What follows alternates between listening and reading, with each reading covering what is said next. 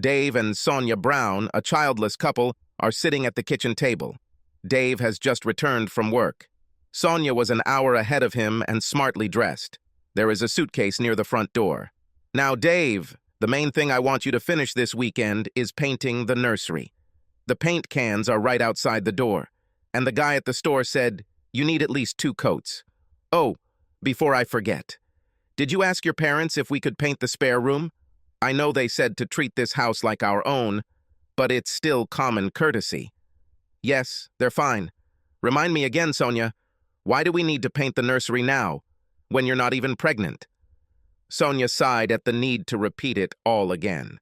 She loved Dave very much. He has been a good provider and will be a great father when the time comes, but he could be annoyingly absent-minded at times. Because, Dave, I'm already off the pill, so it's only a matter of months before I get pregnant, and maybe another year before the nursery has little inhabitants. I told you I did some research that showed that even the safest paints emit toxic fumes for up to a year after they're applied. The main reason I'm leaving with Bev this weekend is because I'm sensitive to paint smell. Otherwise, I would have stayed and we could have done this together. And now I propose this. First thing tomorrow morning, you have to take my car to the service center. They will give you another one in return for the day I already booked it. You come back here and apply the first coat of paint. This should keep you busy until about lunchtime. Then, if the car service is finished, take the car and go to your mother. She'll feed you lunch. Typically, mowing the lawn takes up most of your day. Dinner for tomorrow is in the freezer. On Sunday morning, you must apply a second coat of paint and please keep the nursery door closed so that the fumes do not saturate the whole house. Bev told me to tell you that Mick will pick you up in about an hour to play golf. You can have dinner at the club and Bev will drop me here around 8. How do you like my proposal? Wow, I'm going to be a busy, organized bio this weekend, aren't I? At that moment, Sonia's phone rang, having received an incoming SMS. She looked at him. Bev is already leaving the house to pick me up. Now, are you sure you have everything you need? Don't worry, woman, I'll be fine. Are you sure you'd rather stay here with me than go to the spa for the weekend with Bev? We could try to conceive a child in these 2 days. Ooh, tempting, Dave. But as I understand it, we have the rest of our lives to spend dirty weekends, and I only have time left to enjoy a little freedom until I become a mother. Sonia had to turn away from her husband when she said this. Her self-image as a decent, honest person has been severely damaged by recent decisions. Okay, Sonia. I guess all you have to do is open this little parting gift I bought you. Dave reached under the table and placed a wrapped box the size of a pack of cigarettes in front of Sonia. She looked at her, a little puzzled. Should I open it now, Dave? Can I do it this weekend? That's your business. You can open it now or later, but I highly recommend using it this weekend. Sonia grabbed the gift and began to tear off the wrapping, revealing a box packed in cellophane. It took her a while to realize what it was. Dave filled the silence. I had to take a guess, but I think 12 condoms will be enough for you and Paul for 2 nights and 2 days at the spa. I took the risk of buying the extra large ones because I guess they are big. After all, in fact, you wouldn't give up our marriage and future children for the sake of an average like mine. Sonia froze in shock, unable to take her eyes off the box of condoms in her hand. Dave continued to say, Also, I guess your huge list of tasks for me to do while you're gone should keep me from thinking about questions like, why did Sonia avoid my question when I asked what spa you and Bev were going to? Or, why did she discourage me from calling her this weekend? Sonia couldn't move, couldn't think, couldn't act. Her foolproof plan to have one harmless fling before motherhood, egged on by her best friend, had just blown up in her face. She was shocked. Did you keep the receipt for the paint, dear? Yes, this room needs to be repainted, but I don't think a light pastel shade suitable for both boys and girls would be appropriate right now. I'll get a different color when I drop your car off at the service center tomorrow. I guess, logically, there's no reason for you to rush out on Sunday afternoon, now that I know what you're really going to do. Oh, by the way, great acting. You were really convincing in your lies." Not believing in empty words, Dave fell silent and watched as Sonia destroyed herself with self-accusations. Leading up to this point, he wondered if she had a plan in place should the real reason for her trip ever be revealed. Now, watching her face like a book, he realized that it was not there. Interestingly, she did not deny what he said. Maybe the fact that he not only knew what she was going to do this weekend, but with whom, convinced her that there was no point in lying. Perhaps she had finally remembered how fundamentally honest she was. He waited until she looked into his eyes to get an idea of what she was thinking. And he waited. Finally, "Do you think I'm still going away for the weekend? I can't leave now. I have to stay." "Why, Sonia?" "Well, the thought of settling down and having a baby was scary, so—" "No, Sonia, why do you want to stay here this weekend? What's the point of this? What would you achieve?" If Sonia had looked stunned before, now she looked completely confused. "Achieve it, Dave." "How can I explain what, Dave? You can forgive me. After all, I haven't done anything yet." "Yes, I plan to, but now no, Dave, never." If Sonia had dared to look at Dave's face, she would have realized how dead the horse she was whipping was. She justified her actions in her own head before deciding to finally give in to Bev's nagging and join her on one of her secret weekends away from her marriage. If she ever thought about the consequences of getting caught after the fact, she would have sworn that her marriage was strong enough to survive it. Now, knowing that nothing had actually happened, forgiveness had already been granted in her mind. All she has to do is weather the storm, confess. This will bring back her plans for life. When? In 6 months? In a year? That's what she thought, and that's why Dave's next words confused her. "Just go away, Sonia. Go to your horny stallion or go to your mother. Honestly, I don't care where you go. Just go." For the first time since Dave's revelation, Sonia dared to look her husband in the face. He looked down, and his expression was impassive. The only noticeable hint of emotion was the wet glint in his eyes. Sonia thought it best to leave for a while. Right now, Dave was clearly hurt, and she didn't want him to say anything that he couldn't easily take back. She was already composing a story in her head for her mother. "How long should I stay away, Dave?" Dave looked at her and shook his head. "Always, Sonia." Sonia's jaw dropped. Dave ignored her reaction. "Yes, we had 5 good years, but it's all over. Nothing to talk about. We have no children, and this house belongs to my parents. We both make about the same amount of money, so there's no need to even try to talk about child support. I've spent the last 2 days hiding our money. I guess that's fair, since I haven't spent a damn thing in our entire time together, and you've spent your fair share on clothes, that flashy car, and your weekend trips with Bev. I close my accounts and credit cards shortly before returning home. I suppose you can go to a lawyer, but it will cost you more than what you can get back.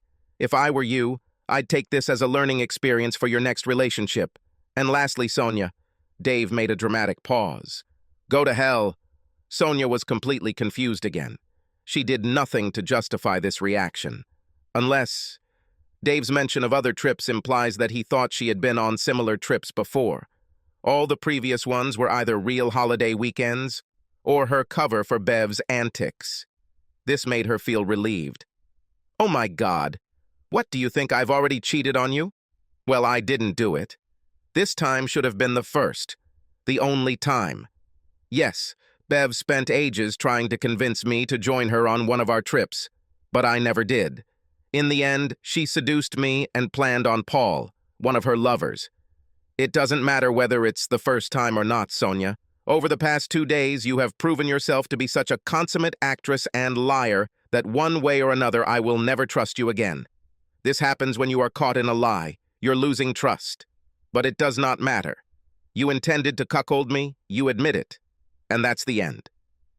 Now, for the sake of all the times we've spoken words of love to each other over the past 5 years, let's just go our separate ways, Sonia.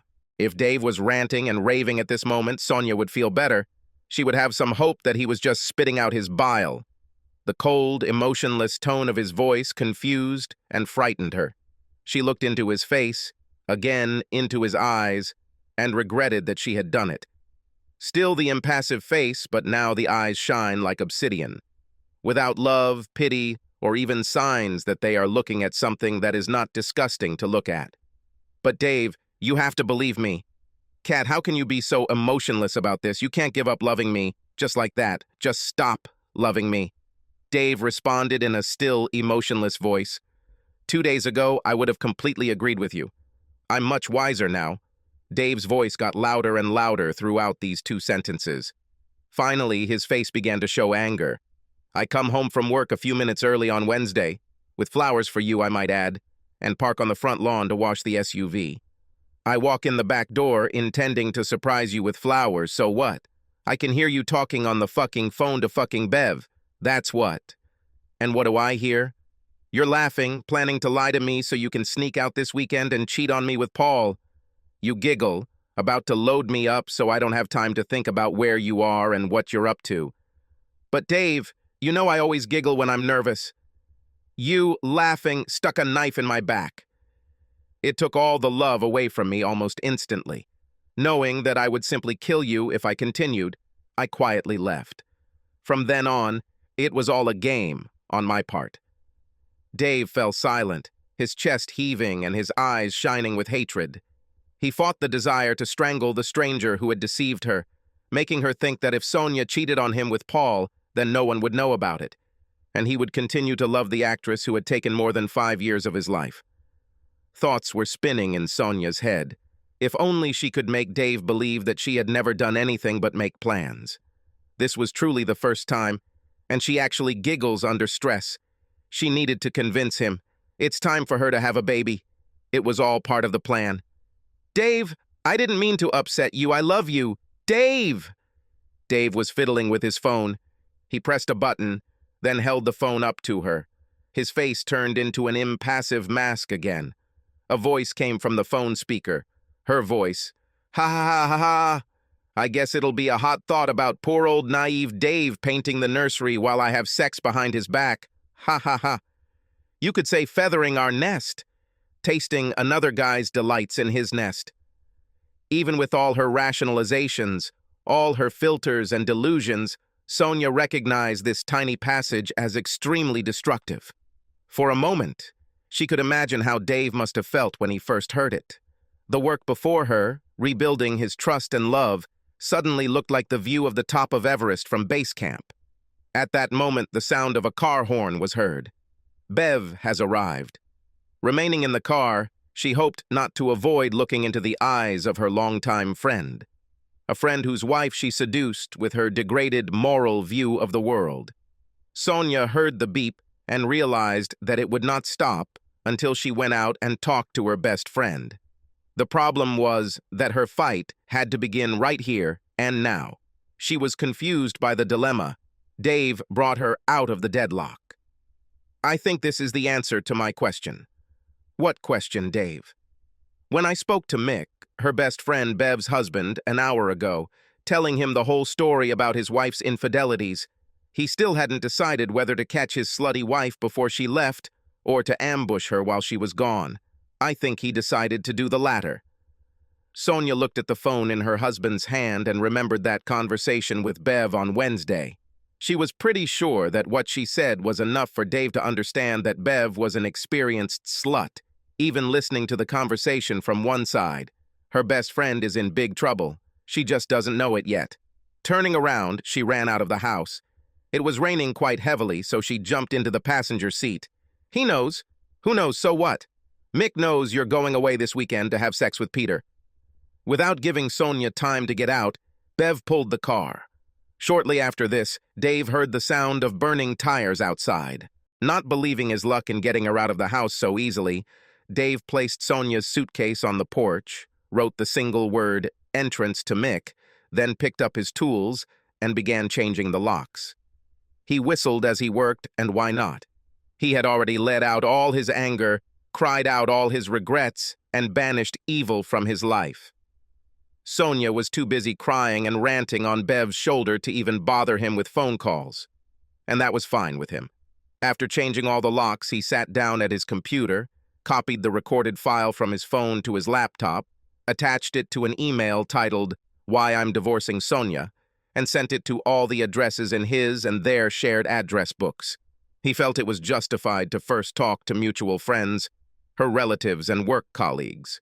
She was very convincing when, looking into his eyes, she boldly lied to his face. People needed to be warned what an evil and treacherous bitch she was. He called her mother and explained it verbally so that the email wouldn't come as a big shock. He thought he owed her. By the time Bev and the protesting kidnapped Sonia arrived at her house, Mick had already changed the locks. While his now estranged wife knocked and screamed, he completed bank transfers on his computer. Every account Bev had access to now had a zero balance. Of course, she will eventually get her share, but only after finding a source of funds to pay a lawyer. He changed the app, opened Bev's email address, and read the email he'd received yesterday. On the surface, it was from Sonia, and alluded to the fact that all their carefully laid plans for a weekend away from their marriage had been successful. But if their husbands found out about it and objected to it after the fact, then something would have to be done about them. The email was actually from Dave using Sonia's account, but the casual observer would never know that. If Bev doesn't leave the house quietly, he can always threaten to weaponize the email for the purpose of a restraining order. When it became obvious that Bev's banging on her old front door was doing nothing but attracting the neighbors' curiosity, she returned to her car and Sonia, who was waiting for her. It only took 5 minutes for years of friendship to fall apart forever. Sonia accused Bev of talking her into going on a weekend adventure. Bev accused Sonia of not being careful enough by allowing her husband to overhear their conversation. Bev dropped her ex-friend off at her old house with a high-pitched squeal. "Bitch!" Sonia's calls to Dave's phone went unanswered, and she discovered that her keys no longer fit the locks when she tried them. Ashamed, she went to her mother, where she was received very coldly. Dave refused to answer her calls over the weekend, but responded to a text message the following Monday evening. If she comes to the house at 2 o'clock the next day, he tells his neighbor to look after Sonia while she collects her remaining personal belongings. Meanwhile, Sonia reasoned that since Dave had been so emotionless on Friday, he wasn't that upset, and, with some groveling, he might one day forgive her. She knew that he was a very controllable man, so her plan was to sneak into the house on Tuesday, cook him an amazing meal, and then meet him at the door dressed for sex.